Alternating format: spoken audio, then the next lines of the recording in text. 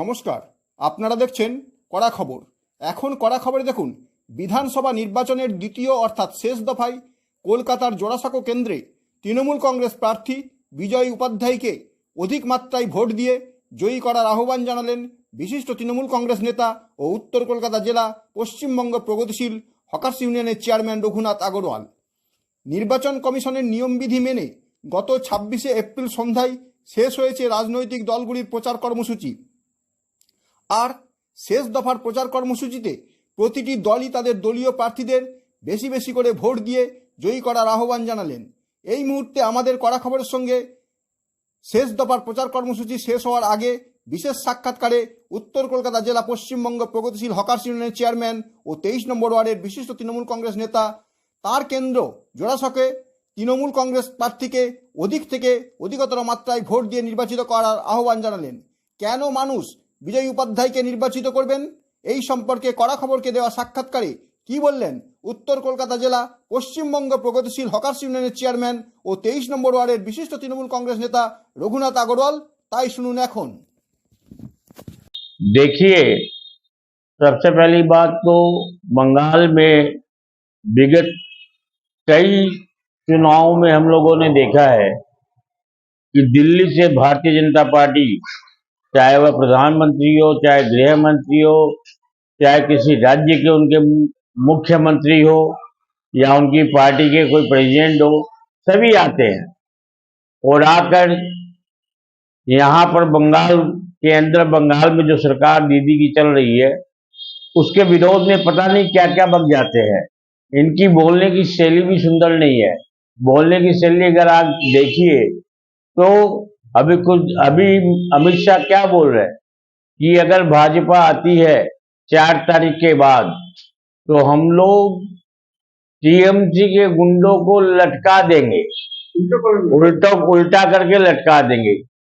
हमारे देश के गृह मंत्री के मुंह से ये शब्द क्या शोभा देते हैं?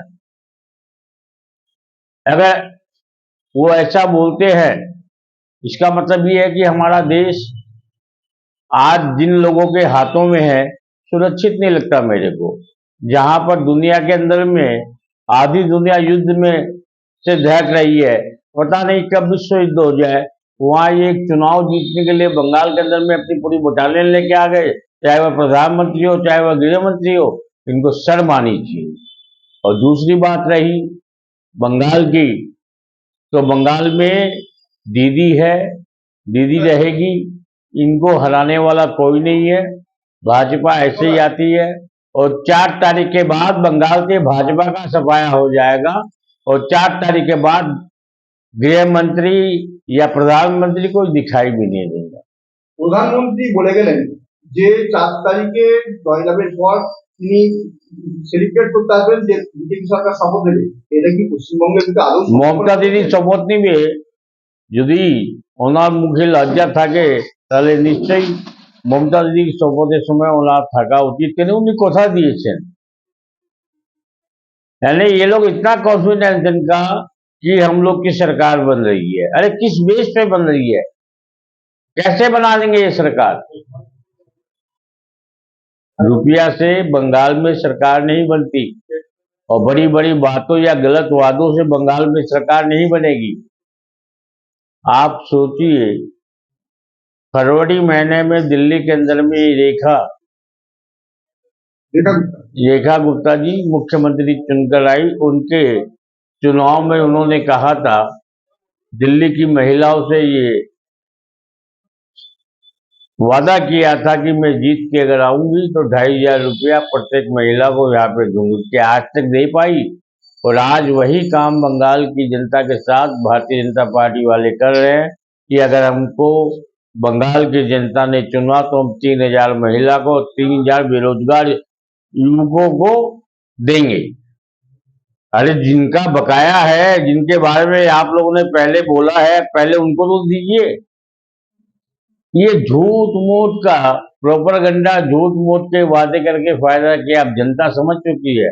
किसी भी राज्य में, किसी भी राज्य की जनता, बंगाल की तो छोड़िए, बंगाल की पढ़ी लिखी जनता कभी इनको ये कभी बेवकूफ नहीं बना पाएंगे। क्योंकि इसके अलावा बंगाल हिंदुस्तान के किसी भी राज्य के अंदर अब इनके जुमलों में कुछ जनता फंसने वाली नहीं। জোড়াসাঁকো কেন্দ্রে যখন নির্বাচন হচ্ছে, আর এই জোড়াসাঁকো কেন্দ্রে জানি জোড়াসাঁকোর ভূমিপুত্র বিজয় উপাধ্যায় এখানে প্রার্থী হয়েছেন, যিনি ইতিমধ্যেই 20 নম্বর ওয়ার্ডের কাউন্সিলর হিসেবে যথেষ্ট সুনাম অর্জন করেছেন। তার কাজেরও বিভিন্ন মহল থেকে প্রশংসা এসেছে।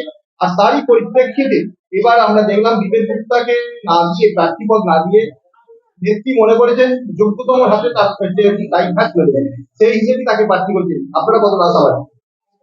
देखो, विजय उपाध्याय जी मेरे गार्जियन स्वरूप है। उनके विषय में मैं क्या बोलूं, जनता खुद बोलती है। आज हमारे बगल वाली गली बांसतला में उनका जन्म हुआ बलदेव जी के मंदिर में। उनके पिताजी एक धर्मपरायण व्यक्ति थे, बलदेव जी के मंदिर के पुजारी थे। और इनका बचपन, इनकी पढ़ाई लिखाई, इनका सब कुछ इसी जोरासांको के अंदर ही बीता। और आज जब से ये जन्म लिए हैं तब से लेके आज तक ये जोरासांको में ही रहते हैं। अभी सामने 41 वार्ड में रहते हैं, जो यहाँ से पैदल चलेंगे तो मुश्किल से 100 मीटर भी नहीं होगा। और इनके कार्यों के बारे में तो हम लोग क्या कहेंगे, जनता खुद कहती है। निर्भीक, निडर और जनता के बीच में बैठकर जनता के लिए काम करने वाले। आज देखिए, एक छोटा सा मैं उदाहरण आपको देता हूँ। विजय उपाध्याय जी 10 साल से 20 नंबर ब्लॉक के अंदर में काउंसिलर है, पार्षद है वो। 10 साल में उन्होंने क्या क्या नहीं किया। शमशान घाट को सुव्यवस्थित किया, बाबा भूतनाथ के मंदिर को सुसज्जित किया, वहां पर जो होकर्स बैठते थे सबको एक लाइन में बैठाया। वहां पर जो पहले धांधली थी शमशान घाट में, डेड बॉडी के जाने के पहले 1 घंटा पहले लोग चले जाते थे और ब्लैकमेल किया जाता पैसों के लिए। वहां से पंडित से लेके लकड़ी वाले से लेके सबको ब्लैकमेल करते थे कि वो तो टाका लागबे, वो तो टाका लागबे। आज वो चीज बंद है। डेड बॉडी लेके जाइए, स्लिप कटाइए और डेड बॉडी को वहीं रखिए। जब आपका नंबर आएगा ऑटोमेटिक, आपको कुछ नहीं करना है, सारा व्यवस्थित है, सब कुछ अपने आप हो जाता है। অর্থাৎ প্রধান একটা সুশাসন দিয়েছেন। সুশাসন দিয়েছে। কিন্তু একটা কথা আরো বলি, সুশাসন ছাড়া ওই রাস্তার, আমি একটা কথা বলছি, একটা এই এলাকায় সে একটা মন্দির আছে, চারচক মন্দির বলে, হনুমানজির মন্দির। জোড়াবাগান থানার সামনে ওনারা একটা প্যাউ লাগিয়েছিলেন। वो प्याऊ को कुछ लोग, उस प्याऊ को कुछ लोग जो যারা রাস্তায় থাকে ওরা ওটা খুলে পুলে বিক্রি করে দিয়েছে।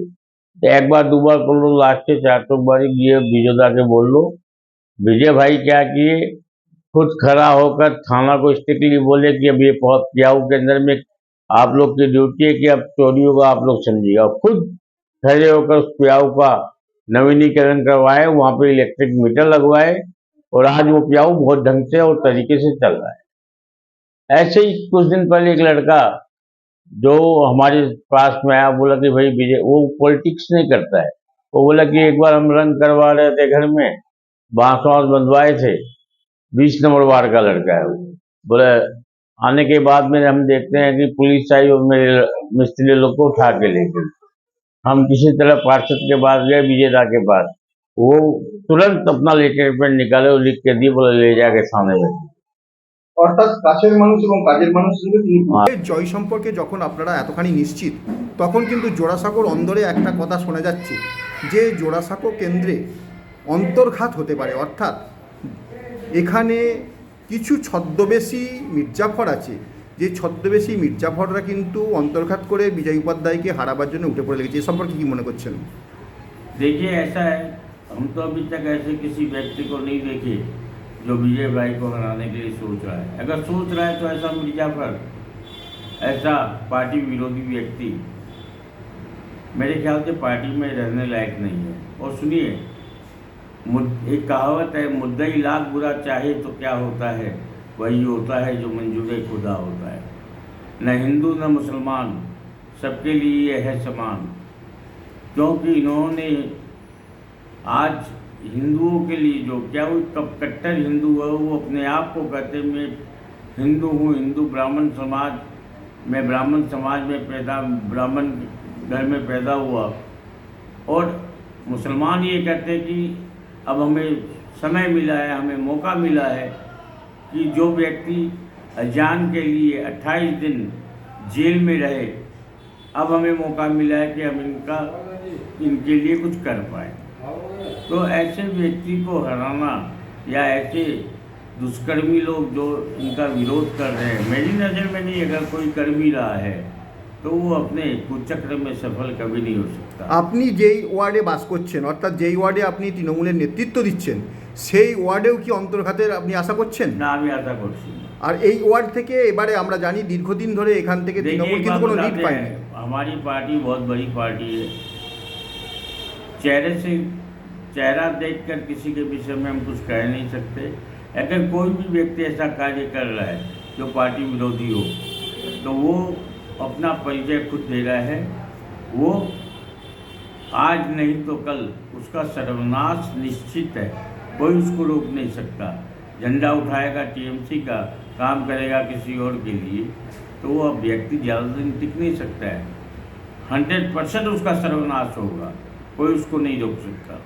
और विजय भाई के लिए तो मैं यही कहूँगा कि जनता जानती है कि वो कैसे व्यक्ति है।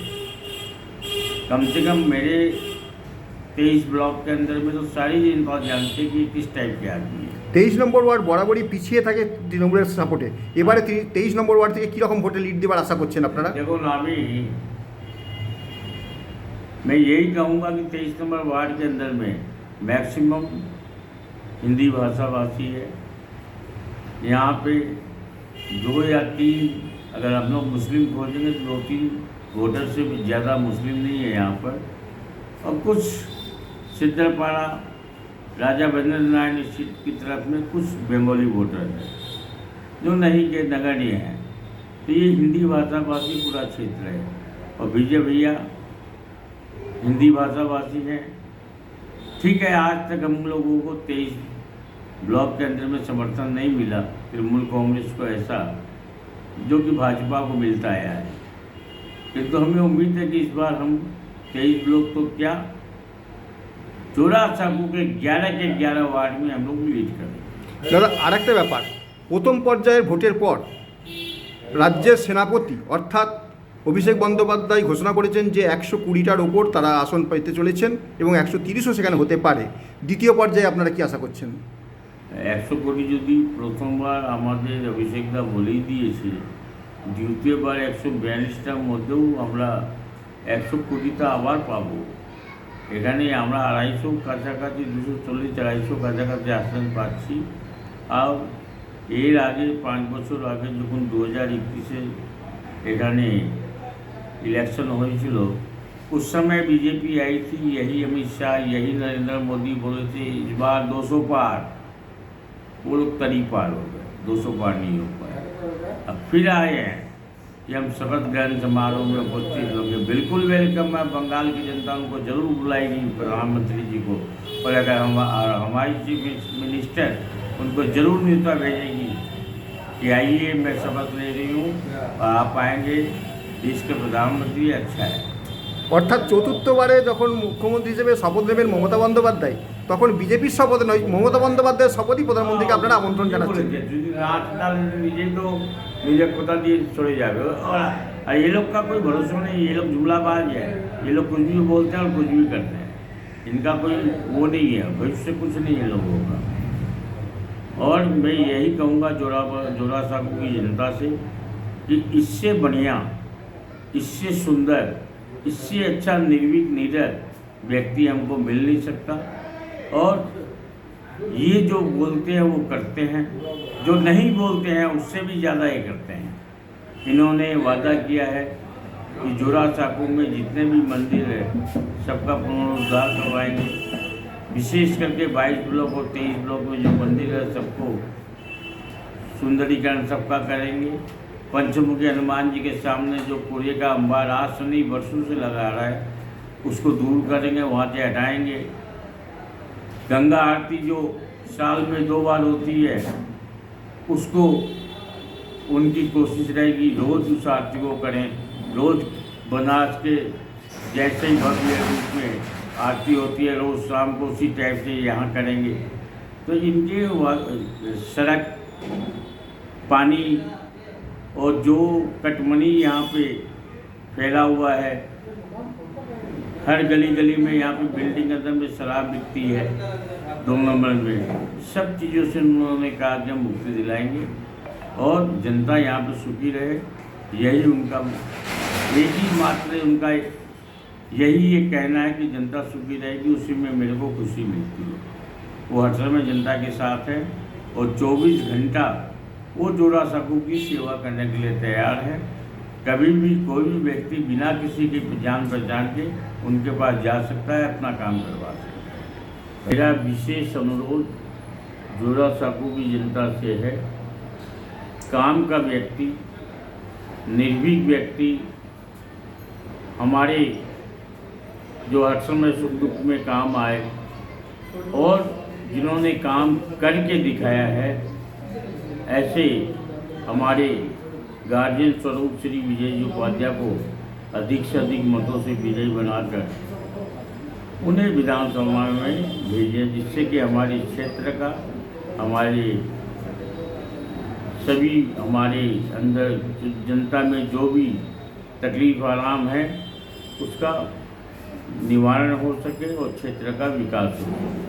विशेष करके मैं 22 और 23 की जनता से अनुरोध करता हूँ, जो जिनके घर का व्यक्ति है, जिनके आंगन में उनका जन्म हुआ है, मैं 22-23 की जनता से यही विनती करता हूँ, 22 ब्लॉक और 23 ब्लॉक की जनता से, कि आप अपने प्रार्थी को वोट देकर, विजय भाई को वोट देकर, विजय उपाध्याय जी को, उनको विधानसभा में भेजें। क्योंकि अगर आप इस बार ये मौका चूक गए तो एक सही आदमी, सही व्यक्ति, सत्य व्यक्ति जो आपके काम आ सकता है, निडर होके आप ये मौका खो देंगे।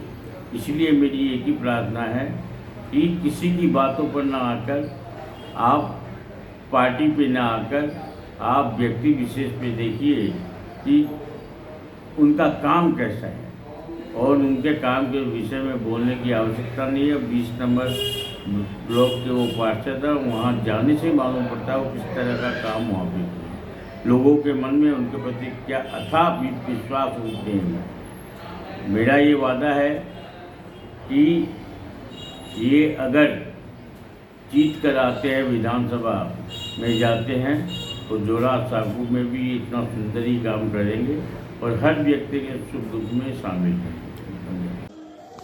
আপনি কি আপনার খবর সরাসরি সম্প্রচার করতে চান অথবা আপনার এলাকার খবর দেখাতে চান?